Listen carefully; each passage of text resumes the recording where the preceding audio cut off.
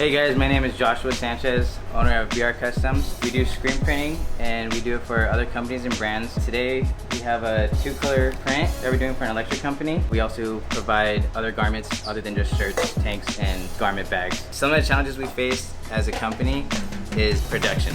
Production is probably the most important thing to me because you want things to be flowing correctly and you want your customer to be happy with their order based on the quality and overall of the material, so that we have a happy customer and they don't come back to you and you have to redo the whole order again. My first experience of going to NorCal screen printing, I was like, what is this? I went in there, looked around, and just saw a whole bunch of things I didn't even know what it was. I looked to the right, there was buckets. Obviously I knew that was ink. I saw screens that were burned into pictures, like, whoa, how do you do that? And there's so many questions as soon as I came in there that I wanted answered. I met Matt. I asked him the first question, he told me an answer right away. You can reach us at br.customs on Instagram. Our website is brcustomprints.com and my email is josh@brcustomprints.com.